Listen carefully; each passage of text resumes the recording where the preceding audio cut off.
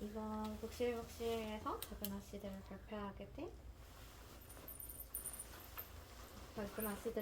거고요. 저는 이제 베스 중심으로 책을 읽었기 때문에 베스를 중심으로 해서 이 발표를 이어갈 거고요. 이제 일단 우선 네 자매의 성격 유형을 제가 임의로 나눠봤고요. 우선 첫째인 레그는 가정의 행복과 안정을 선택했다고 생각했고, 그래서 레그가 드러나는 거에서 이제 전통적 가치와 책임감을 느껴가지고 이렇게 정리를 했고, 둘째인 조는 작가로서의 성공과 독립을 갈망을 했고 여성의 독립과 자아실현을 갈망하고 있다고 나눴고요. 셋째인 베스는 헌신과 예술적인 순수함이라고 생각했고, 왜냐면 가족 내에서도 약간 정신적 지지대 같은 역할을 많이 해서 그렇게 했고, 내면의 평화와 가족애가 가장 강한 캐릭터라고 생각을 했고, 넷째는 야망과 현실적인 성공을 갈망했고 현실 직시와 예술적인 야망을 갈망했다고 생각해서 이렇게 정리를 했고요. 우선 이제 누가 가장 마음에 드느냐로 이제 이지가 궁금해해서 이 책을 선정했기 때문에 저는 베스가 가장 마음에 든다고 생각했고, 이제 베스를 상징하는 단어는 자발적 은둔과 순수한 돌봄이라고 생각했고, 베스는 밖으로 나가 이름을 떨치기보다 집안의 낡은 피아노 앞에 앉아 가족을 위해 연주하는 것을 가장 행복이라고 여겼고, 수줍음이 많아 낯선 사람과 말도 잘 섞지 못하지만 그의 내면은 누구보다 단단하다고 생각했고, 이제 자매들이 지치거나 슬플 때 베스가 말을 하기보다는 고양이를 안겨준다는 듯이 약간 그들의 마음을 치료한다고 생각해서 베스가 가장 마음에 들었다. 그래서 이제 나에게 가장 큰 충격을 줬던 베스의 죽음이고요. 이제 베스가 계속 아파왔지만 이제 곧 죽을 거라는 걸 알고도 현실 부정까지도 했지만 이제 죽음을 받아들이고 남겨질 가족을 걱정하면서 오히려 그들에게 위로를 주는 부분이 가장 좋았고, 세상을 떠난 후 자매들이 베스가 지켰던 조용한 빈자리가 얼마나 컸는지 깨닫는 과정에서 너무 좋았고, 독립적이고 야성적인 조는 베스의 죽음을 통해서 약간 깨닫고 성숙해진 모습이 보였고, 베스는 물리적으로 사라졌지만 가족들이 앞으로 살아갈 때 도움을 줬다고 생각했고, 이제 작은 글씨로 써져 있는 건 시아갈 근데 베스가 죽었다는 편지를 올리며 사랑에 빠지는 종이가 아무리 생각해도 뭔가 이해가 안 되고, 그리고 받자마자 약간 가능한 한 빨리 와야 하는데 지 신혼여행 차 갔다 온 거 존나 화났고요. 이제 네 번째로는 이제 사회학과로서 약간 뭔가 성과 지향적인 현재 사회에서 베스 같은 삶이 필요하기도 하겠다라는 감상이 나와서 이거에 대해서 좀 풀어 설명하자면, 우리는 끊임없이 자신을 증명하고 밖으로 나가 성과를 내야 한다는 압박받는 시대에 살고 있는데, 이런 세상에서 베스의 삶을 비춰볼 때 모두가 주인공이 되려 할 때 묵묵히 자리를 지키며 누군가의 안식처가 되어주는 삶도 필요하다고 생각이 들었다. 근데 이제 마지막 감상으로 그 작게 쓰여져 있는 글씨는 아무리 생각해도 로리와 에이미는 좀 분따다. 솔직히 저도 지멋대로고 충동적이어서 좀 분따여서 후반 스토리는 궁금하지도 않고 그냥 개품 분따여서 읽기도 싫었다라고 적혀져 있습니다. 이번에 4회차 작은 아씨들을 발표하게 될 청구입니다. 일단 작은 아씨들에 대한 설명을 가볍게 해보자면, 이제 루이자 메이 올컷의 소설로 1868년부터 1886년 사이에 총 4부작 시리즈 소설로 미국에서 연재된 소설인데요. 저희가 이번에 읽은 파트는 이제 제일 처음에 나왔던 68년도의 작은 아씨들과 이제 좋은 아내들이 합쳐진 통합본입니다. 저희 주인공 4인방에 대해 좀 소개를 하자면요. 이제 장녀인 매그, 차녀 조, 섭녀 베스, 그리고 막내인 에이미가 있습니다. 이 네 명에 대해서는 여러분이 책을 읽었으니 설명을 스킵해도 된다고 생각하기에 스킵을 한번 해보겠습니다. 제가 가장 이제 좋아하는 캐릭터에 대해 발표를 해야 되는데 저는 사실 처음에 읽을 때 조가 좀 싫었어요. 왜 그랬냐면 처음에 딱 시작을 하면 크리스마스 선물에 대한 얘기가 나와요. 근데 그 선물 이야기를 할 때 조금 제 눈에는 조가 철이 없어 보였어요. 솔직히 장녀인 매그도 조금 철이 없긴 했는데 그래도 약간 좀 자제하려는 게 보였었고 조는 둘째잖아요. 둘째인데 막내랑 말싸움을 하고 있는 게 제 눈에 썩 좋아 보이지 않았어요. 그래서 조를 별로 안 좋아했고 또 조가 약간 털털하고 좀 약간 좀 껄렁거리게 처음에 등장을 해요. 또 뭐 자기가 뭐 남자면은 뭐 이랬다, 뭐 이 집에 남자였으면 뭐 한다 하고 얘기를 해요. 보면서 약간 어린 시절에 저가 떠올라가지고 살짝 붕 따였어요. 조금 약간 뭐라고 해야 될까, 자신에 대한 약간 자아성찰을 하게 만든달까? 해서 사실 조를 별로 안 좋아했는데 책을 읽다 보니까 조가 좋아졌어요. 아, 스며들었구나. 네, 스며들었구나. 조가 좋아졌어요. 제가 조를 보면 볼수록 생각보다 조가 나쁘지 않았어요. 그래도 처음에 첫인상이 있어서 아니야, 나는 조를 싫어할 거야 하면서 책을 봤는데 제가 결국 조를 좋아한다는 걸 인정하게 된 파트가 어디냐면 조가 아픈 아버지를 위해서 자기 머리를 잘라오는 장면에서 아, 말로만 좀 약간 뻗대는 애가 아니라 진짜 할 때는 하는 아이구나 싶었고, 동시에 그 잘린 머리카락 때문에 밤에 펑펑 우는 걸 보고 조금 약간 얘는 나와 확실히 다른 아이구나라는 걸 느꼈어요. 난 머리가 잘린다고 울지 않거든요. 그거 보면서 약간 뭔가 조는 조금 이제 털털하고 본인도 이 털털한 이미지에 맞게 행동을 하는데 동시에 머리가 잘린 것에 슬퍼하는 뭐랄까 소녀 같은 느낌이 났어요. 그래서 조가 점점 다르게 보이기 시작했어요. 그리고 이제 조가 좋아졌으니까 저희 조에 대하면 우리 모두가 아는 부분이죠. 조와 로리에 대한 관계를 설명해 보려고 해요. 우리 모두 다 알고 있는 이야기죠. 그들의 관계에 대해서 저는 이제 어떻게 생각을 했냐, 처음에 로리에게 저는 어떤 사람일까 보시면 제 입장에서는 외롭던 로리의 앞에 손을 내밀어주고 할아버지의 관계도 개선해준 조금 은인 같은 친구지 않나, 어린 시절에. 또 특히 친밀해 보이는 둘의 사이를 보면 이제 저희들로 하여금, 독자들로 하여금 로리가 조를 사랑하는 게 당연하게 느껴지고 로리에게 조가 특별하다는 건 우리 모두가 알 수 있는 사실이었어요. 근데 왜 그러면 조는 로리를 왜 거절했는가? 일단은 저는 조가 로리를 거의 가족처럼 느끼고 있어서 사랑보다는 좀 형제처럼 대하고 있었다고 느꼈어요, 책을 보면서. 그리고 로리한테 조는 특별하지만 조한테 로리는 솔직히 말해서 옆집에 사는 친구, 가족 같은 친구와 다를 게 있을까 생각을 해봤는데 딱히 특별한 요소가 없는 거예요. 그냥 좀 친한 친구 같고, 조가 로리가 조를 좋아하기에 이유가 너무 많은데 조가 로리를 좋아해야 되는 이유가 있나 생각을 해보니까 딱히 없어요. 그리고 타이밍도 나쁘다고 봐요. 그래서 또 굳이 따지자면 이 시대가 19세기잖아요. 보통 19세기에 작가의 꿈을 가진 여성 캐릭터를 결혼시키는 게 솔직히 작가 입장에서는 그리 올바른 선택이 아니었을 거라고 봐요. 솔직히 작가 캐릭터들 중에 미혼인 캐릭터도 많고 작가 자체가 미혼인 경우도 많아요. 이 책을 쓴 작가만 해도 미혼입니다.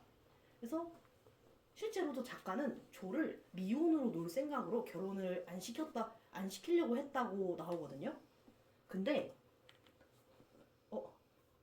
이제 잠깐만요. 안 시킨다고 나왔거든요.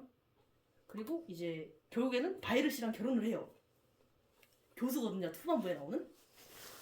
왜 결혼을 했는가 생각을 해봤는데 조가 이제 로리를 좀 베스랑 이어주려고 한 번 집을 떠난 적이 있어요. 그 당시에 집세도 벌어야 되고 하니까 글을 공포소설 같은 걸 쓰는데 본인 입장에서도 그 글이 썩 마음에 들진 않은 글이었나 봐요. 그래서 스스로한테 약간 부끄러운 글을 쓰고 있었어요, 저는. 그거를 이제 이 바에르 씨가 눈치를 채고 조를 조금 스스로에게 당당해질 수 있도록 도와줍니다.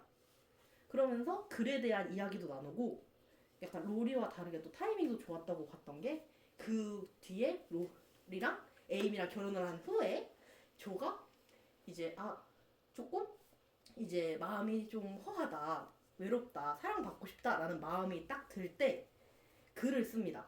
그 글을 보고 찾아온 사람이 바이르 씨예요. 그래서 로리가 조한테 고백할 당시에는 조는 나는 글을 쓰고 싶고 결혼이라는 틀에 박히기도 싫고 약간 결혼은 좀 그 당시 19세기 여성들에게는 뭔가 틀 같은 느낌이라서 약간 좀 독창적이고 좀 약간 독립적인 성향상 결혼은 약간 족쇄처럼 느껴졌을 텐데 지금은 약간 결혼에 좋은 것들도 보고 뭐 매그 언니나 에이미도 보고 본인도 홀로 있는 게 좀 외롭다고 느낄 시점에 마침 때마침 나타난 게 바이르 씨였고 친한 친구고 나에게 소중한 사람들 중 하나고 나와 같이 글도 얘기해주고 또 바이르 씨 성격이 굉장히 순하십니다. 말을 참 잘 들어요. 조 입장에서는 이렇게 좋은 남자가 없을 수가 없어요. 다르게 생각해보면. 그래서 저는 솔직히 마음에 들긴 했어요. 근데 그 무엇보다 조가 결혼을 하게 된 결정적 이유가 있습니다. 그것은 바로 외부의 압력입니다. 그 당시 출판 편집장은 독자들이 조가 결혼을 하길 원했다는 사실을 알고 있었어요. 그래서 작가에게 조를 결혼을 시키라고 조명을 합니다. 이미 출판사와 거래를 맺어 버렸기 때문에 작가는 미혼으로 누려고 했던 조에게 어쩔 수 없기 로맨스 반전으로 바이르 씨와 결혼을 시킵니다. 사실 조는 미혼인 캐릭터였어요. 하지만 외부의 압력으로 인해 결혼을 하게 되었죠. 이건 뭐 어쩔 수 없는 일이잖아요. 이게 바로 어른들의 사정이라는 겁니다. 정말 큼큼하기 짝이 없습니다. 이해를 합시다. 19세기잖아요. 하지만 제가 바이르 씨를 인정하게 된 마지막 이유는 이제 뭐가 있었냐면 솔직히 나쁘진 않았어요. 뭐 학교도 짓고 뭐 애들도 키우고 뭐 글도 가끔 쓰고 뭐 조의 입장에서는 조가 행복해 보였으니까 저는 제가 좋아하는 캐릭터가 행복해 보인다면 그 결말은 나쁘지 않은 결말이 아닐까라고 생각을 해요. 그래서 막 나쁘지 않았고 제가 바이르 씨를 보면서 처음에 얘랑 결혼을 한다고? 얘랑 결혼을 한다고? 이 사람인가? 얘인가? 얘밖에 없는데? 하고 좀 애매했는데 바이르가 이제 조한테 한 이 말 때문에 저는 이 사람을 인정하게 됐어요. 당신의 언어도 내 언어만큼 아름답군요. 그냥 글을 읽는 중에 저 서로의 마음을 고백하는 장면에서 바이르가 조한테 하는 말인데 저걸 보는 순간 전 뭐라고 생각했냐면 뭔가 조의 수많은 일생이 순식간에 긍정당한 느낌이 들었어요. 글을 쓰는 조니까 뭔가 너의 언어는 내 언어만큼 아름답구나. 이제 뭔가 조의 언어의 아름다움을 이해해줄 수 있는 사람이라는 걸 느껴졌고 본인도 그만큼 약간 조가 말하는 것만큼 똑같은 언어를 내뱉을 수 있는 사람이라는 게 느껴져서 뭔가 이 둘의 만남과 조화가 좋아 보였습니다. 저는 그래서 이 엔딩 마음에 들어요. 이상입니다. 감사합니다. 네, 안녕하세요. 묵시묵시 몇 회차죠? 4회차? 알프를 맡은 브지입니다. 박수! 감사합니다. 작품 소개랑 뭐 시대적 배경은 다 알고 계시니까 그냥 간단히 읽어보시고 넘어갈게요. 뭐 남북전쟁 시대고 경제적으로도 전체적으로 빈곤하고 여성적 미덕이 팽배한 시대죠. 그래서 네, 전체적으로 읽어봤어요. 1부까지만 읽었지만 그래도 2부의 내용도 대충은 알고 있답니다. 근데 제가 말씀드리고 싶은 거는 이제 모든 내용을 봤을 때 뭐 베스가 죽고 뭐 누가 희생하고 아버지가 병원으로 위기가 오고 막 그러지만 전체적으로 봤을 때는 가족의 사랑과 그 서로를 아끼는 마음이 주 플랫이라고 보고 있거든요. 그래서 제가 이 책을 읽으면서 가장 크게 느꼈던 건 가족과의 그 커뮤니케이션, 서로가 서로를 사랑하는 마음이 있으면 어떤 고난도 헤쳐나갈 수 있지 않나라는 얘기를 자주 하는 게 그게 인상 깊었어요. 그래서 제가 제일 좋아했던 캐릭터는 누구냐? 다들 뭐 출연이 되시겠지만 조입니다. 당연하게도. 근데 제가 말씀드리고 싶은 건 저는 매그, 베스, 에이미, 조 다 좋아하거든요. 근데 그 중에서 조가 가장 좋은 이유는 제가 되고 싶은 사람이기 때문이에요. 그러니까 제가 원하는 인간상이기도 하고 근데 이 4명 중에서 나랑 제일 가까운 사람은 누구냐라고 생각했을 때 저는 베스라고 생각해요. 결국 죽어버렸지만 전 그런 죽음은 별 닮고 싶진 않고요. 조가 좋은 이유는 진취적인 여성이기 때문입니다. 그리고 자기가 하고 싶은 말을 뭐든지 다 하고 내뱉어 본 다음에 그 다음에 후회하는 인간상이어서 닮고 싶어요. 왜냐면 베스는 너무 수줍어서 학교도 못 가고 아무것도 못 하고 근데 피아노나 치고 있고 그러는데 너무 귀엽잖아요. 그런 모습이 우리의 입장에서는 귀엽고 순수하게 느껴질 수도 있지만 실제 그 입장이 되어봤을 때는 너무 답답해요. 말하기 못하고 그러는 게. 그래서 조가 약간 부러웠을 수 있겠다라는 생각이 들었어요. 조와 매그 같은 이제 하고 싶은 말을 다 하는 언니들이 약간 부럽지 않았을까라는 생각이 들고요. 그래서 조를 좋아합니다. 그리고 중간중간에 되게 귀여운 부분이 있었는데요. 로렌스 씨가 베스를 이리 와 이리 와 고양이 이리 와 하듯이 조금 조련을 시키는 부분이 너무 귀여웠어요. 로렌스 씨 같은 뭔가 남을 아껴줄 줄 아는 그런 어른이 바로 옆에 있다는 점에서 베스는 약간 축복받았다라는 생각이 들고요. 그리고 베스가 이제 문 닫고 누가 보고 있을까봐 무서워서 안 들어갔는데 거기다가 음악책도 이렇게 숨겨놓고 로렌스 씨가 피아노도 치게 하고 그 앞에 로리가 앞에다가 피아노 딱 막으면서 집사들 오지 않도록 이렇게 막는 것도 애는 몰랐는데 계속 이걸 찾아갈 수 있도록 만들었다는 게 너무 귀여웠어요. 그리고 에이미도 조금 되게 내가 키운 자식 마냥 에이미 너무 대견스럽다라고 느낀 부분도 꽤 있었던 게 이제 너무 철부지고 솔직히 조의 그 인쇄장? 뭐였지? 원고지를 착 찢었을 때 에이미에 대한 분노가 여기까지 이렇게 안 찢었어요. 불태웠죠. 그래요. 왜 그렇게 하지만 어린애니까 그럴 수 있다고 생각을 해요. 하지만 저 입장에서는 엄청 화가 났을 거고 그렇게까지 해야 됐을까 싶었지만 나중에 에이미가 이제 고모네 집으로 가잖아요. 여긴 유럽 여행이라고 적혀있네. 하여간 그 고모네 집으로 가는데 대고모 집으로 가서 내가 조금 더 잘 해야겠다. 대고모가 우리를 위해서 이렇게 생각을 해주는구나 라는 그 사랑을 먼저 깨닫고 나서 애가 더 열심히 하려고 노력하는 모습 자체가 너무 대견한 거예요. 맨날 피클 빌려놓고 빚쟁이고 그렇게 살고 있었는데 이런 애가 내가 열심히 해볼게. 내가 어른으로서 이제 점점 다른 뭔가 우리 집안을 도와야 돼라는 마음을 가지고 열심히 하는 게 참 대견했어요. 내가 키운 아이겠고. 그래서 저는 이 모든 것의 주요 플랫이 3가지가 있다고 생각을 하는데 독립적인 여성상을 원하는 것 같고 그리고 가정이 편안한 가정이고 서로 사랑하는 가정이면 좀 더 아이들이 좋은 방향으로 삶을 해결해 나갈 수 있지 않을까라는 생각을 해봅니다. 그래서 저는 베스가 저라고 생각을 하고 조가 제가 되고 싶은 사람의 모습이라고 생각을 하면서 봤어요.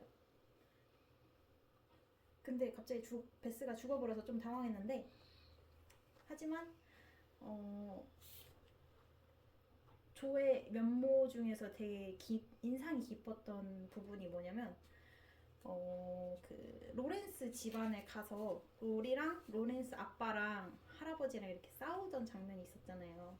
근데 그 장면에서 조가 로리도 다룰 수 있으면 로렌스 할아버지도 다룰 수 있겠지 하면서 로렌스 할아버지 진짜 다뤄가지고 그 할아버지가 더 나은 이제 화해를 할 수 있도록 도와주는 장면이 있었잖아요. 그런 능력이 멋있었어요. 그래서 조가 제일 좋았답니다. 제가 제일 좋았던 구절은 336페이지에 있는 구름 뒤에는 항상 빛이 있다라는 구절이에요. 되게 예쁜 구절이고 이 구절이 아마 마치 부인이 에이미 위로해주다가 나온 구절 중 하나였던 것 같은데 따뜻해서 넣어봤어요. 여기까지입니다. 감사합니다. 네, 안녕하세요. 북실북실 작은 아씨들 발표하겠습니다. 일단 제가 이 표지를 만드느라 2시간을 썼다는 사실을 알고 계신가요? 그래서 이 뒷부분은 진짜 다 날렸습니다. 이 표지에 믿기 힘드신 눈빛인 것 같은데 2시간을 썼어요. 멋있다. 일단 작은 아씨들이 무슨 뜻일까는 페이지 24페이지에 나와 있고요. 약간 아버지가 이 딸들한테 붙여준 이름인데 자신의 의무를 충실히 이행하면서 마음속의 적과 용감하게 싸워 멋지게 이기는 사람이라고 되어 있습니다. 저는 이 책을 총 3번 울었습니다. 제가 원래 울음이 많은 사람인데 울음이 3번이나 울었고요. 일단 첫 번째 어디서 울었냐? 베스가 죽어가고 있을 때 거기서 조금 이제 울컥을 했어요. 막 펑펑 운 건 아닌데 좀 울컥을 했습니다.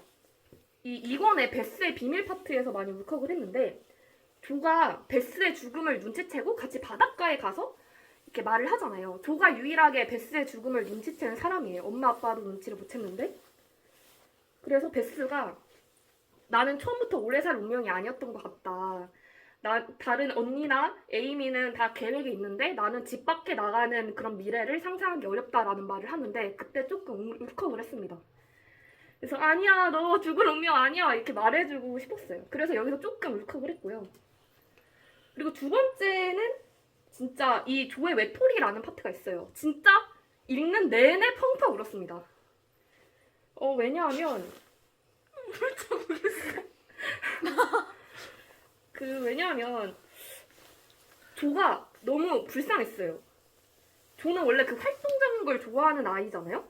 근데 베스가 죽고 나자 조는 베스가 했던 행동들을 대신하기 시작을 해요. 베스의 의무들을 엄마 아빠들을 챙기고 막 착해지려고 하고 활동적인 걸 줄이고 이런 의무를 다하고 있는데 이 책에서 많이 등장하는 게 의무라는 단어거든요. 처음에는 이 의무가 그들이 해야 되는 일, 그들이 맡아야 되는 일이라고 생각을 해서 저도 어느 정도 동의를 했어요. 사람은 의무를 다하면서 사는 거다. 동의를 했는데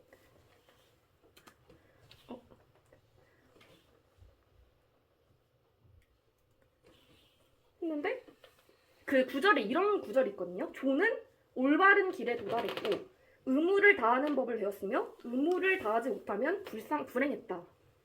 그리고 아버지와 어머니에게 일생을 바치며 부모님이 해주셨던 것처럼 나도 부모님께 행복한 집을 만들어 드리려고 노력하는 것보다 더 아름다운 일이 있을까라고 말을 해요. 저는 과연 이렇게 사는 게 정말 조의 행복일까라는 생각을 했어요. 여기서 의무라는 말이 진짜 많이 나오는데 과연 이 네 자매가 가지고 있는 의무가 어떤 의무인지도 저는 아직도 의문이고 과연 이 의무가 가치가 있는 의무인지도 좀 의문이 들어요. 이 의무가 정말 가치 있는 건지? 그래서 만약에 제가 조한테 너무 몰입을 해서 가정에 충실한 매그나 여행을 떠난 에이미한테 진짜 서럽고 좀 짜증나는 감정들이 좀 많이 생겼던 것 같아요. 그래서 만약에 이게 의무라면 저는 이 의무를 행하고 싶지 않다라는 생각을 했습니다. 그리고 세 번째 울었던 거는 이제 베스가 죽고 조가 혼자 외로워하잖아요. 근데 그때 이제 에이미와 로런스가 집으로 다시 돌아와요. 결혼을 하고. 그때 조와 로런스 둘이서 나눴던 대화를 읽으면서 진짜 울었습니다. 왜 울었냐? 저는 이 장면에서 약간 저희 엄마가 좀 생각이 많이 났거든요. 좀 가정 얘기를 조금 하면 엄마 위로 오빠가 2명 있고 아래에 여동생이 있어요. 근데 엄마 빼고 다 잘 됐거든요. 경제적으로도 여유가 있고 다 좋은 남편 아내 만나서 돈도 많고 잘 됐는데 저희 엄마는 약간 돈 많은 남자가 구애를 했는데 거절을 하고 저희 아빠를 만났고 결혼해서 이혼을 했습니다. 저희 좀 아빠가 돈이 없었는데 결혼해서 이혼을 해서 했고, 그래서 엄마가 맨날 저한테 하는 말이 내 여동생 누구 오빠는 이거 샀더라, 정말 부럽다라는 말을 하는데 저는 그래서 단호하게 이렇게 말하죠. 아니 엄마 행복하지? 그럼 된 거야 라는 말을 하는데, 그래서 이 조의 삶이 우리 엄마랑 되게 좀 비슷하다라는 생각이 들었어요. 그래서 조가 자신의 의무를 다 하려고 하고, 다 언니 에이미는 다 어디 가 있고 베스를 신경도 안 쓰는데 다들 막 조만 혼자 베스 신경 쓰는 것 같고, 조만 혼자 엄마 아빠 위하는 것 같고, 이런 마음이 정말 너무 슬펐던 것 같아요. 그리고 또 궁금했던 것이, 조가 로런스의 고백을 받지 않는 것을 단 한 번도 정말 후회한 적이 없을까? 라는 생각을 좀 했고, 또 말하고 싶은 게, 작가는 조에게서 자신을 투영했다고 했잖아요. 조는 미혼이고, 그리고 이 작가가 여성주의적 성격이 굉장히 강했어요. 그래서 약간 가난한 남자와 결혼하는 것이 여성의 주체성이 있고 독립적이면 과연 이게 진정한 여성주의가 맞는가라는 생각을 좀 했던 것 같아요. 그리고 마지막으로 약간 가난에 대해서도 많이 나오는데, 이런 외로운 조 옆에 바이르 교수가 있다는 사실이 고맙긴 했어요. 근데 고맙긴 했는데 저는 이 책이 묘사하는 가난이 너무 이상적이라서 기분이 정말 나빴어요. 너무 가난을 너무 좋게 포장하는 것 같다. 너무 가난한 사람이면 다 해야 되고 막 이런 것을 너무 이상적이게 좋게 표현을 하니까 정말 이 책에서 표현하는 가난이 너무 기분이 나빴고, 가난은 낭만적이지 않고 이 책처럼 흘러가지도 않는다라는 것을 계속 인지를 하다 보니까 정말 기분이 나빴고요. 그래서 이제 1권에 나온 허공의 성체라는 게 있는데, 다들 알고 계실 거예요, 읽었으면. 그래서 로런스는 유명한 음악가가 되고 싶고, 매그는 화려한 집의 안주인이 되고 싶고, 조는 부자 작가가 되고 싶고, 에이미는 화가를 꿈꿨어요. 근데 결국 그 아무도 그렇게 되지 않았죠. 그래서 저는 현실이라는 장애물 앞에 꿈을 완벽히 이루지 못했지만 그 꿈을 쫓으면서 때로는 조금 다른 방식으로 그 꿈에 가까이 다가가는 것도 좋지 않을까라는 생각을 했고, 그래서 여러분들도 각자 다른 방식으로 행복을 찾았으면 좋겠다라는 생각에 발표를 마치겠습니다. 저는 과연 이렇게 사는 게 정말 조의 행복일까라는 생각을 했어요. 여기서 의무라는 말이 진짜 많이 나오는데, 과연 이 네 자매가 가지고 있는 의무가 어떤 의무인지도 저는 아직도 의문이고, 과연 이 의무가 가치가 있는 의무인지도 좀 의문이 들어요. 이 의무가 정말 가치 있는 건지? 그래서 만약에 제가 조한테 너무 몰입을 해서 가정에 충실한 매그나 여행을 떠난 에이미한테 진짜 서럽고 좀 짜증나는 감정들이 좀 많이 생겼던 것 같아요. 그래서 만약에 이게 의무라면 저는 이 의무를 행하고 싶지 않다라는 생각을 했습니다. 그리고 세 번째 울었던 거는, 이제 베스가 죽고 조가 혼자 외로워하잖아요. 근데 그때 이제 에이미와 로런스가 집으로 다시 돌아와요. 결혼을 하고. 그때 조와 로런스 둘이서 나눴던 대화를 읽으면서 진짜 울었습니다. 왜 울었냐? 저는 이 장면에서 약간 저희 엄마가 좀 생각이 많이 났거든요. 좀 가정 얘기를 조금 하면, 엄마 위로 오빠가 2명 있고 아래에 여동생이 있어요. 근데 엄마 빼고 다 잘 됐거든요. 경제적으로도 여유가 있고 다 좋은 남편 아내 만나서 돈도 많고 잘 됐는데, 저희 엄마는 약간 돈 많은 남자가 구애를 했는데 거절을 하고 저희 아빠를 만났고 결혼해서 이혼을 했습니다. 저희 좀 아빠가 돈이 없었는데 결혼해서 이혼을 해서 했고, 그래서 엄마가 맨날 저한테 하는 말이 내 여동생 누구 오빠는 이거 샀더라, 정말 부럽다라는 말을 하는데 저는 그래서 단호하게 이렇게 말하죠. 아니 엄마 행복하지? 그럼 된 거야 라는 말을 하는데, 그래서 이 조의 삶이 우리 엄마랑 되게 좀 비슷하다라는 생각이 들었어요. 그래서 조가 자신의 의무를 다 하려고 하고, 다 언니 에이미는 다 어디 가고 베스를 신경도 안 쓰는데 다들 막 그 조만 혼자 베스 신경 쓰는 것 같고 조만 혼자 엄마 아빠 위하는 것 같고 이런 마음이 정말 너무 슬펐던 것 같아요. 그리고 또 궁금했던 것이 조가 로런스의 고백을 받지 않는 것을 단 한 번도 정말 후회한 적이 없을까? 라는 생각을 좀 했고 또 말하고 싶은 게 작가는 조에게서 자신을 투영했다고 했잖아요. 조는 미혼이고 그리고 이 작가가 여성주의적 성격이 굉장히 강했어요. 그래서 약간 가난한 남자와 결혼하는 것이 여성의 주체성이 있고 독립적이면 과연 이게 진정한 여성주의가 맞는가라는 생각을 좀 했던 것 같아요.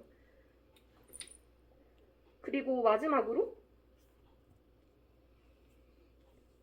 약간 가난에 대해서도 많이 나오는데 이런 외로운 조 옆에 바이르 교수가 있다는 사실이 고맙긴 했어요. 근데 고맙긴 했는데 저는 이 책이 묘사하는 가난이 너무 이상적이라서 기분이 정말 나빴어요.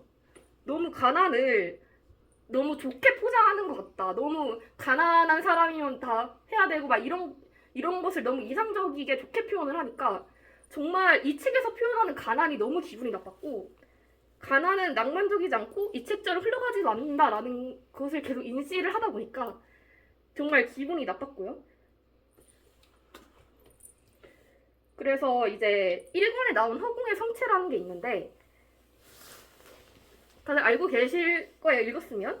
그래서 로런스는 유명한 음악가가 되고 싶고 매그는 화려한 집의 안주인이 되고 싶고 조는 부자 작가가 되고 싶고 에이미는 화가를 꿈꿨어요. 근데 결국 그 아무도 그렇게 되지 않았죠.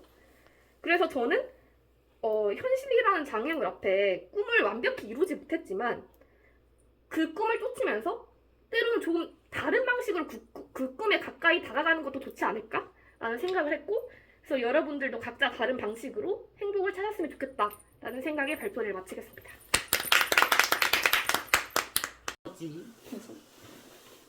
그래서 뭐 그래요. 그래서 안 이뤄질 수도 있겠구나라고 겨우 인정하게 되었습니다. 하고 베스는 좀 소설이니까 살아도 되지 않았을까라는 생각을 하는데 베스는 죽을 운명이었던 게 너무나도 깔려 있어요. 저는 베스가 죽을 걸 언제 짐작했냐면 그 하늘 위에서 그 파트에서 각자 이야기를 하는데 조도 그렇고 로리도 그렇고 네가 먼저 천국에 올라가서 우리를 기다려줘 하는 장면이 있어요. 이때부터 이게 뭔 소리지? 보통 나일수를 하면 지들이 먼저 가야 되는 거 아닌가 하고 전 멘붕에 빠졌거든요. 그래요. 이건 다 예정된 플롯인 거예요. 굉장히 모쪼록 아쉬움이 많이 남는 소설인데 그래서 이 소설이 더 저한테 깊게 남는 것 같아요. 와 아름다운 얘기였어 하고 아쉬운 게 없으면 이제 그 소설을 놓아줄 수 있겠지만 아쉬움이 너무 드그득그득 많아서 이 소설을 읽고 또 읽고 이렇게 되면 어땠을까라고 상상을 하니까 이 소설이 이미 제 마음속에 들어온 것 같습니다. 네 끝입니다. 감사합니다. 와. 네 2026년 복질복질 동아리 제4회 작은 악시들을 읽고 그 안에서 숨겨진 이야기에 대해서 발표하고자 하는 이지원이라고 합니다.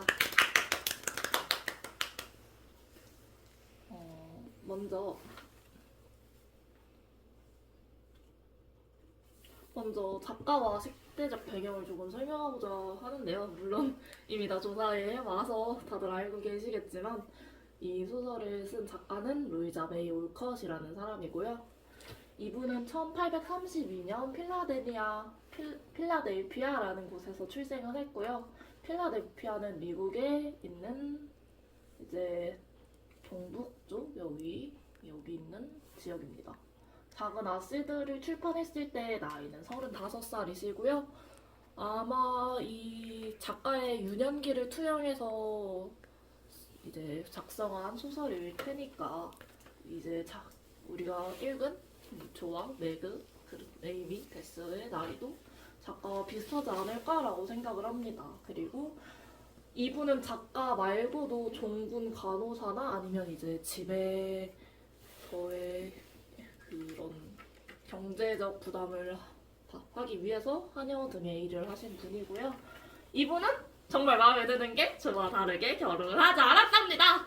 그래서 저는 평행세계 저는 그 박사든 뭐든 걔랑 또 만나지 않고 잘 나가는 로도 차버리고 아주 성공한 작가가 되지 않았을까라고 바라봅니다.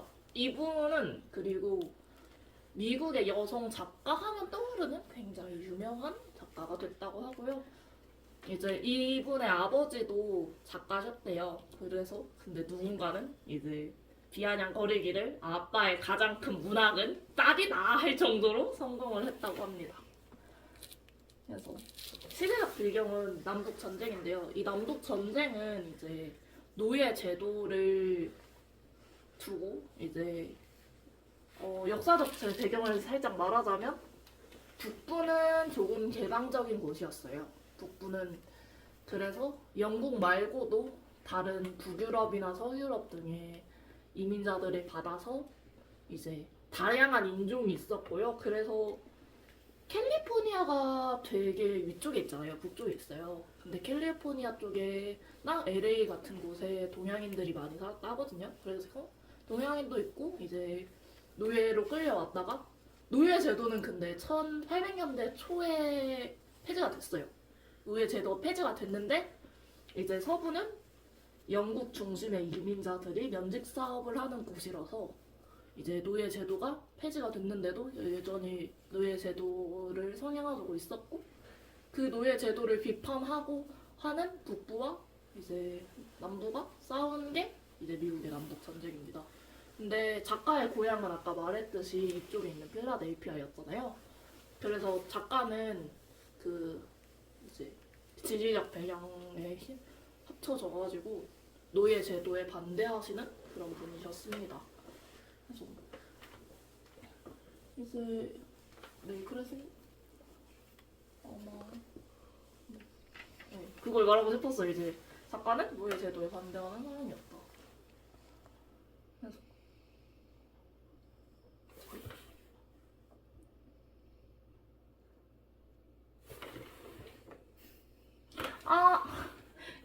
그걸 저는 그 빼먹었다. 드라마판에서만 나오는데 이제 우리가 읽은 작은 아씨들의 시대적 배경이 몇 년도다라고 나와 있지는 않잖아요. 근데 영화에서는 이제 1862년이 이제 드라마상 설정에서는 작은 아씨들의 그거고 이제 그래서 전쟁 아버지는 작년쯤에 저 남북 전쟁에 참여를 하지 않았나 하는 맥락적인 그런 게 보입니다. 그리고 다음은 흥미롭군 소소한 설정들에 대해서 몇 가지 가져와 봤는데요. 먼저 순례자 놀이는 무엇인가? 저는 어렸을 때부터 이게 너무 궁금했어요. 대체 순례자는 뭐고 쟤들은 뭘 따라하는 걸까? 일단 소설 속에서 나오는 순례자 놀이는 이제 지하실에서부터 옥상까지 자매들이 뭔가 직접 만든 고난들을 헤쳐나가면서 옥상까지 가는 그런 놀이잖아요.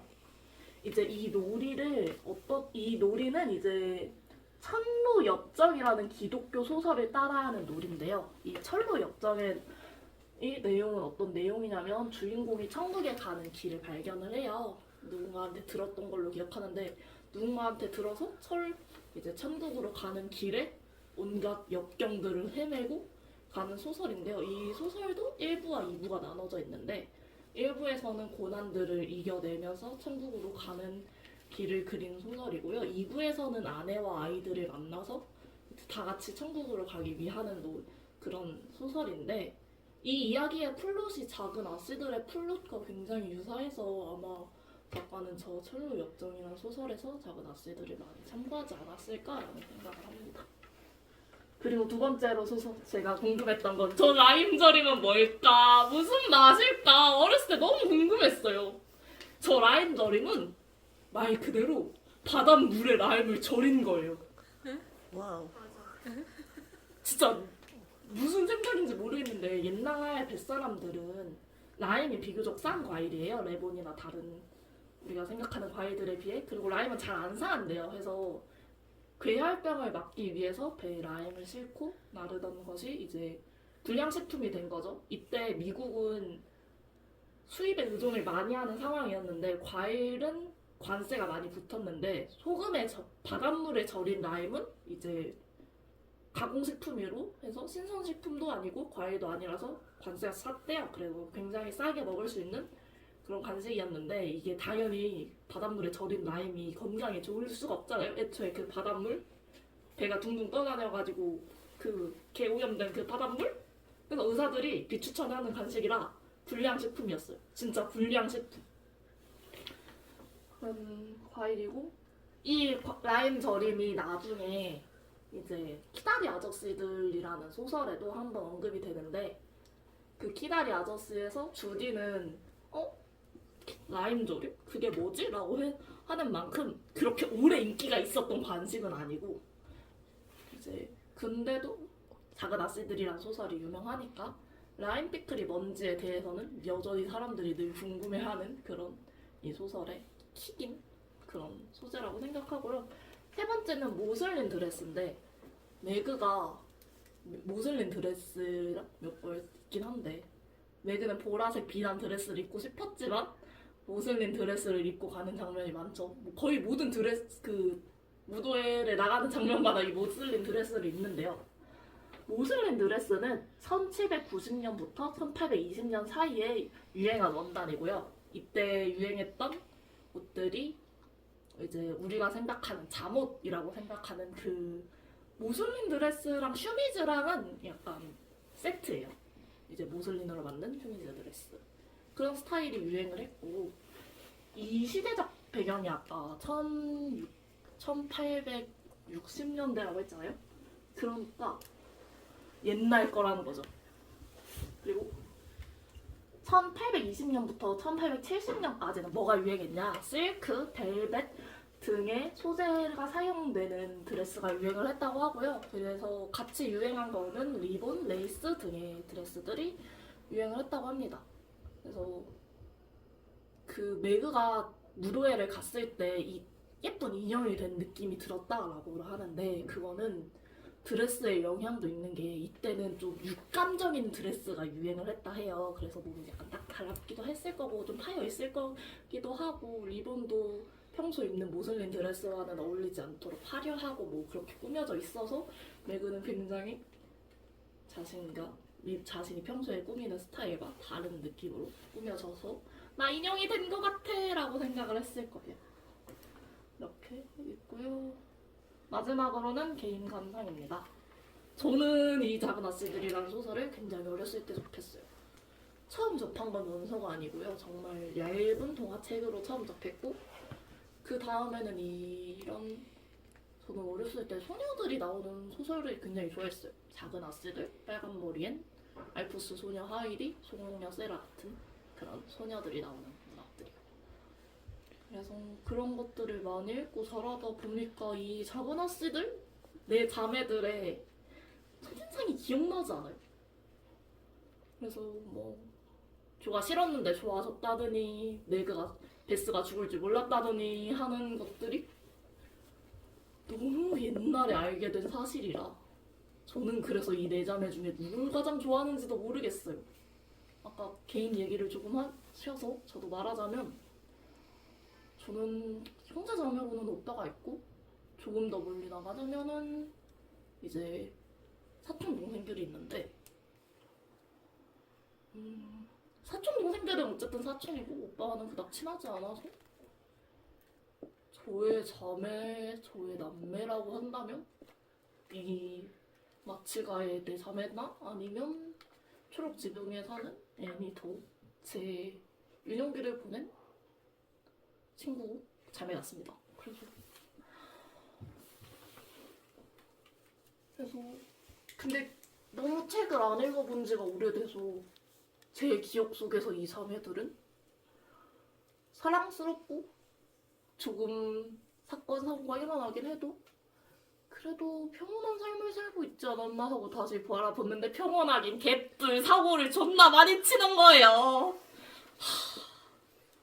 나의 기억이 미안했구나 하는 걸 도중에 느꼈고요. 그래서 얘네가 이랬다고 이런다고? 이렇게까지 한다고? 하면서 읽다 보니 정말 재밌게 읽었습니다. 또 다시 읽었지만 저는 역시 로리는 조와 이루어져야 된다고 생각합니다. 왜냐면 저는 그 둘을 나비의 날개 같은 영혼의 한 쌍이라고 생각해요. 저는 근데 이루어지지 않을 수도 있었다고 생각하는 게 여러분의 발표를 듣다 보니 저는 로리를 질투하지 않았을까요? 왜냐하면 경제적 안정과 나를 대학까지 보내줄 할아버지와 저는 대학을 가고 싶어 했잖아요? 근데 저놈은 내가 가고 싶은 대학을 싫어 하면서 나는 막 가야 될 거야 하고 있으니까 질투를 보내지 않았을까. 그래서 저는 로리를 사랑했지만 저는 로리를 사랑했다고 생각해요. 그게 물론 우리가 생각하는 남녀 간의 사랑, 결혼까지 이뤄질 사랑과는 다르겠지만 그래도 저는 로리를 사랑했다 생각해요. 가족에도 사랑이니까요.